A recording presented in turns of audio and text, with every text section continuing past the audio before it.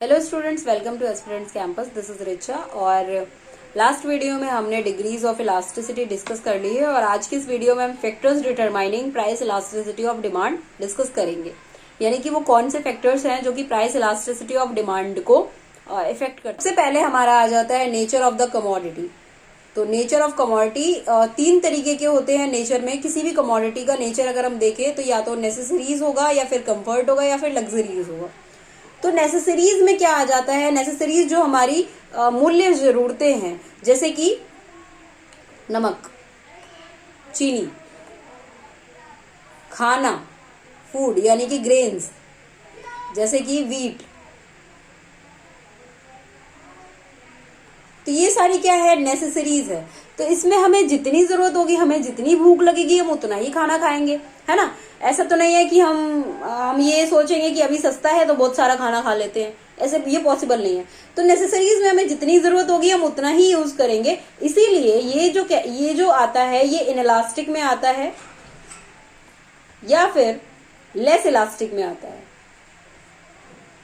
अब less elastic आपने पढ़ा था लास्ट वीडियो में, तो डिग्रीज ऑफ इलास्टिसिटी में। तो लेस इलास्टिक को समझने के लिए आप लास्ट वीडियो देख सकते हैं, और जिसने नहीं देखी है अभी तक वो पहले लास्ट वीडियो देखे, उसके बाद इस वीडियो को देखे। तो उसके बाद आती है कंफर्ट्स। कंफर्ट्स में जो हमारी जरूरत की चीजें हैं जो हमें कंफर्ट देती है, ठीक है, जैसे कि फैन, कूलर, सोफा बैठने के लिए हमें कंफर्ट देती है, ठीक है। तो ये कंफर्ट वाली जो चीजें हैं ये यूनिटरी इलास्टिक के पास होंगी, यानी कि close to unitary elastic, unitary elastic के पास होंगी। यानी कि E इज इक्वल टू 1 के ये पास होंगी, या फिर लेस इलास्टिक नहीं होंगी ना मोर इलास्टिक होंगी। क्योंकि यहाँ पे कंफर्ट की चीजों में क्या है, ये आपके प्राइस पे डिपेंड करता है। प्राइस कितना है, आपकी इनकम कितनी है। अगर आपको जरूरत है कंफर्ट्स की चीजों की, ये आपका काम आसान करती है, तो इनकी भी आपको जरूरत पड़ेगी। तो इसीलिए ये इनइलास्टिक भी नहीं कहलाएंगे और ये मोर इलास्टिक भी नहीं कहलाएंगे, ठीक है। जिनकी नीड्स है वो अपनी ले सकते हैं, कंफर्ट्स वाली चीजों को यूज कर सकते हैं। उसके बाद जो आती है लग्जरीज। लग्जरीज यानी कि महंगी चीजें, यानी कि luxury sofa, car, AC, luxury furniture यानी कि कॉस्टली फर्नीचर,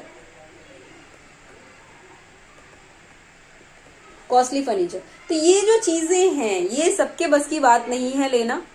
तो ये आ जाती है इलास्टिक में जब इनका प्राइस क्या होता है, इट डिपेंड्स ऑन प्राइस, इनका प्राइस जो होता है अगर कम होता है, जैसे कि ऑफर चल रहा है, दिवाली ऑफर है, होली ऑफर है, प्राइस कम हुआ, अचानक से इनकी जो सेलिंग है वो इंक्रीज हो जाएगी। तो ये क्या होता है, ये होता है इलास्टिक और मोर इलास्टिक, ठीक है। मोर देन यूनिटरी इलास्टिक यानी कि मोर इलास्टिक। तो लग्जरी गुड्स में अगर वो प्राइस फैक्टर पे डिपेंड करता है, अगर प्राइस कम होगा तो उनकी जो डिमांड होगी वो अचानक से बढ़ जाएगी, तो इसको इलास्टिक की कैटेगरी में रखा गया है। अब उसके बाद बात आती है अवेलेबिलिटी ऑफ सब्सटीट्यूट्स पे, यानी कि जिन गुड्स के सब्सटीट्यूट्स अवेलेबल हैं वो क्या होंगे, वो उनका जितना ज्यादा सब्सटीट्यूट अवेलेबल होगा, substitute available for the product, उतनी ही ज्यादा उनकी इलास्टिसिटी ऑफ डिमांड होगी। यानी कि अगर हम पेप्सी और कोक की बात करें, कोक की छोटी बोतल आएगी 20 रुपीज की और पेप्सी की आएगी 15 रुपीज की, तो लोग क्या प्रेफर करेंगे? पेप्सी प्रेफर करेंगे, है ना। और उनकी जो डिमांड होगी वो इंक्रीज भी होगी। सब्सटीट्यूट्स अवेलेबल हैं। टी और कॉफी की बात करें, कॉफी पड़ेगी 20 रुपीज की और टी पड़ेगी 10 रुपीज की, तो लोग क्या प्रेफर करेंगे? टी प्रेफर करेंगे, बिकॉज ये सब्सटीट्यूट है, ठीक है। तो यहाँ पे क्या है कि इनकी जो इलास्टिसिटी ऑफ डिमांड है वो इंक्रीज होगी। प्राइस अगर कम है उसका तो इलास्टिसिटी ऑफ डिमांड इंक्रीज होगी। प्रोडक्ट तो अवेलेबल हो ही रहा है वहां पे, नहीं तो यहाँ पे ये प्रोडक्ट नहीं तो उसका सब्सटीट्यूट ही सही, प्रोडक्ट अवेलेबल हो रहा है, इसीलिए यहाँ पे क्या होगा, इलास्टिसिटी ऑफ डिमांड बढ़ेगा। उसके बाद बात आती है गुड्स विद डिफरेंट यूजेस। एक ही गुड जिनके काफी सारे यूजेस हैं, सबसे ज्यादा क्या है, इलेक्ट्रिसिटी। तो यहाँ पे क्या होगा, सबसे ज्यादा उसकी इलास्टिसिटी ऑफ डिमांड बढ़ेगी, क्योंकि उस गुड के कई सारे यूजेस हैं, यहाँ पे नहीं तो वहां पे यूज, वहां पे नहीं तो वहां पे यूज। ठीक है, तो इलेक्ट्रिसिटी इसका एक बहुत अच्छा एग्जाम्पल है। आप इलेक्ट्रिसिटी को देखिए, फैक्ट्रीज में भी यूज होती है, घर पे भी यूज होती है, मेट्रो वगैरह में भी यूज होती हैं, किसी ट्रांसपोर्टेशन के लिए भी यूज होती है। तो इलेक्ट्रिसिटी के काफी सारे यूजेस हैं, इसीलिए इसकी जो इलास्टिसिटी डिमांड होगी वो the greater it's elasticity of demand, यानी कि इसकी इलास्टिसिटी डिमांड बहुत ज्यादा होगी। ठीक है, जितने ज्यादा इसके यूजेस होंगे उतनी ज्यादा इलास्टिसिटी ऑफ डिमांड होगी। तो अब कुछ आप ऐसे गुड्स बताइए जिनकी काफी सारे यूज है। गुड एक है लेकिन उसके यूजेस काफी सारे हैं। ठीक है, कॉटन के भी काफी सारे यूजेस हैं। कॉटन भी एक गुड हो गया, जैसे उससे कपड़े भी बन सकते हैं, उसे मेडिकल इंडस्ट्री में भी यूज होता है। ठीक है, काफी सारे यूजेस हैं उसके भी। तो इस हिसाब से, और postponement of demand, postponement of demand जो है, तो नेक्स्ट है postponement of demand. Postponement of demand का मतलब है जो गुड्स पोस्टपोन की जा सकती है या फिर जो गुड्स पोस्टपोन नहीं की जा सकती है। जैसे कि घर बनाना हम पोस्टपोन कर सकते हैं, अगर हम कंस्ट्रक्शन का काम कर रहे हो। कंस्ट्रक्शन में कितनी सारी चीजें यूज होती है, ब्रिक्स, सीमेंट, ये सारी चीजें, इनका प्राइस अगर इंक्रीज होगा तो ठीक है, हम पोस्टपोन कर देंगे कि ठीक है जब ठीक रहेगा उस टाइम पे, या फिर जब प्राइस कम होगा उस टाइम पे हम ये चीजें यूज कर लेंगे। तो जैसे ही प्राइस कम होगा, अगर हमारे पास रिसोर्सेज हैं तो हम क्या करेंगे, कंस्ट्रक्शन का काम स्टार्ट कर सकते हैं। तो इनका जो इलास्टिसिटी ऑफ डिमांड होगा वो इंक्रीज होगा, तो यानी कि ये इलास्टिक कहलाएगा, इलास्टिक कहलाएगा ये। ठीक है, और ये इलास्टिक हो जाएगा क्योंकि यहाँ पे हम यूज करेंगे बहुत ज्यादा। उसके बाद पोस्टपोन जिनको हम नहीं कर सकते हैं वो कौन सी चीजें होती है, जैसे कि खाना जो नेसेसरी चीज है, नेसेसरी आइटम्स है, उनको हम पोस्टपोन नहीं कर सकते हैं। तो वो जो होंगे वो गुड्स क्या कहलाएंगे, इनइलास्टिक कहलाएंगे। और जिनको हम पोस्टपोन कर सकते हैं और वो प्राइस पे डिपेंड करते हैं, जिनकी हमें जरूरत पड़ेगी तो हम उनकी डिमांड बढ़ा सकते हैं प्राइस के अकॉर्डिंग या फिर अपनी इनकम के अकॉर्डिंग, तो वो पोस्टपोनमेंट ऑफ डिमांड में इलास्टिक होगा। और जो गुड्स हम पोस्टपोन नहीं कर सकते हैं, जो नेसेसरीज हैं और जितनी जरूरत होगी उतना ही यूज करेंगे, वो इनइलास्टिक होगा। ठीक है, इलास्टिक और इनइलास्टिक दोनों डिमांड्स आ जाती है पोस्टपोनमेंट ऑफ डिमांड में। उसके बाद हम नेक्स्ट पे चलते हैं और देखते हैं income of consumer, income of the consumer. ठीक है, तो लोगों के इनकम अगर बहुत ज्यादा और बहुत ज्यादा कम है तो यहाँ पे इनइलास्टिक डिमांड होगा। जिनकी इनकम बहुत ज्यादा होगी वो लग्जरियस लाइफ जिएंगे और वो उनका लाइफस्टाइल जो है उसी हिसाब से मेंटेन रहेगा, तो उनकी डिमांड भी कम नहीं होने वाली। और जिनकी इनकम बहुत ज्यादा कम है उनकी डिमांड इंक्रीज नहीं होने वाली है। तो यहाँ पे जब डिमांड कांस्टेंट है तो क्या होगा, इनइलास्टिक होगा, इनइलास्टिक डिमांड होगा। तो ये बात आ गई इनकम ऑफ कंज्यूमर्स की। हैबिट्स ऑफ कंज्यूमर, अब जो चीजें हैबिट्स में आ गई हैं, जैसे कि आपकी चाय पीने की आदत है, सिगरेट और अल्कोहल, जो भी है, अगर आपको लिखने की आदत है, राइटिंग, तो ये क्या होगी, आपकी हैबिट्स के अकॉर्डिंग ही उतना ही आप यूज करेंगे। जैसे आप अगर दिन में 3 कप चाय पीते हैं, 3 कप चाय पीते हैं, तो आप, ऐसा नहीं है कि मतलब आपकी हैबिट है तो आप वहां पे 10 कप चाय पी लेंगे, तो डिमांड में इंक्रीज नहीं होगा या डिमांड में डिक्रीज नहीं होगा। आपकी हैबिट है 3 कप चाय पीने की, आप 3 कप पियेंगे। तो ये क्या हो गया, ये बिल्कुल इनइलास्टिक हो जाएगा, इनइलास्टिक डिमांड हो जाएगा।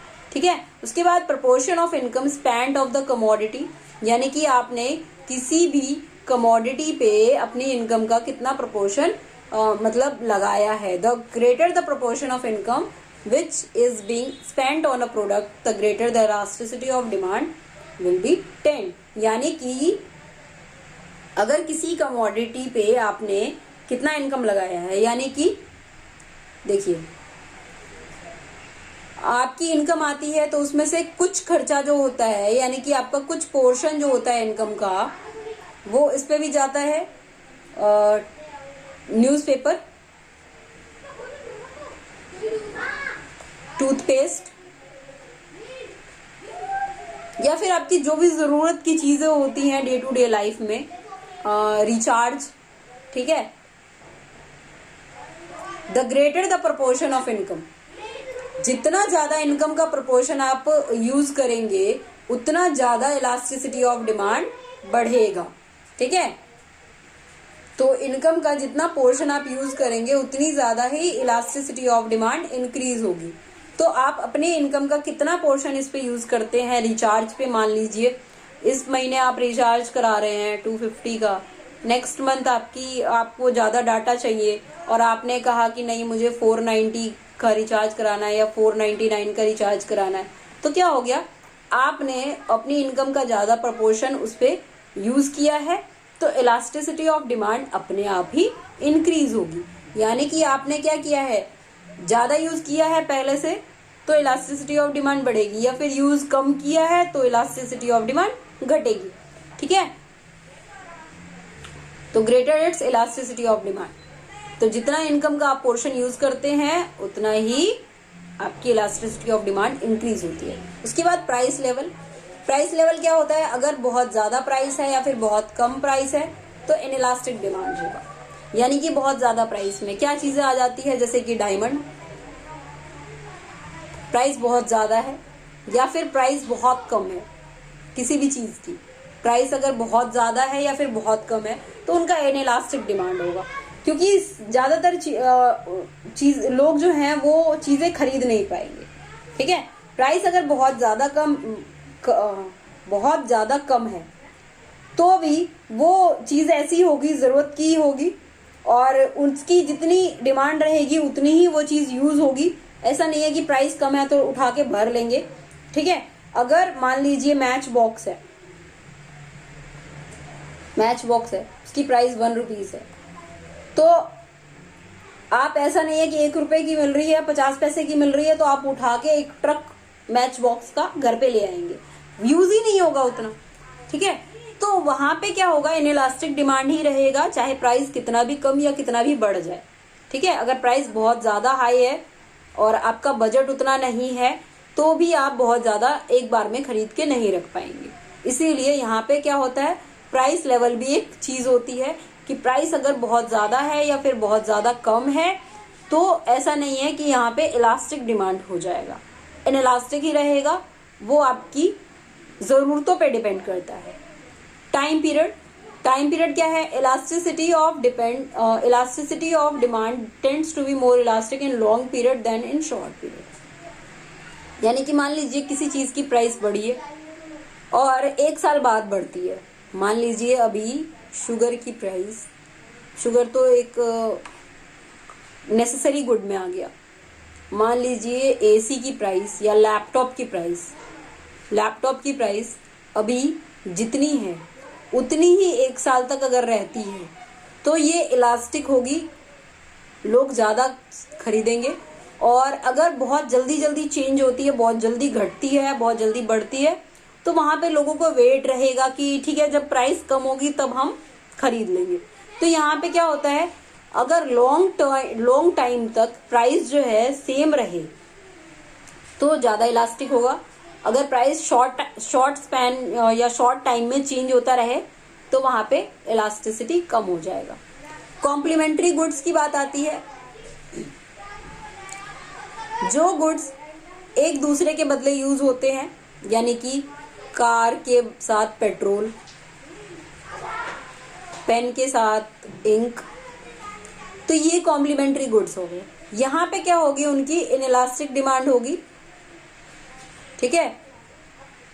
इनइलास्टिक डिमांड होगी, आपकी जितनी डिमांड होगी आप उतना ही यूज करेंगे, ठीक है। ऐसा नहीं है पेट्रोल आपको बार बार बढ़वाना पड़ा है तो आप बार बार कार नहीं खरीदेंगे, तो इसीलिए इसकी जो डिमांड होगी वो इनइलास्टिक होगी।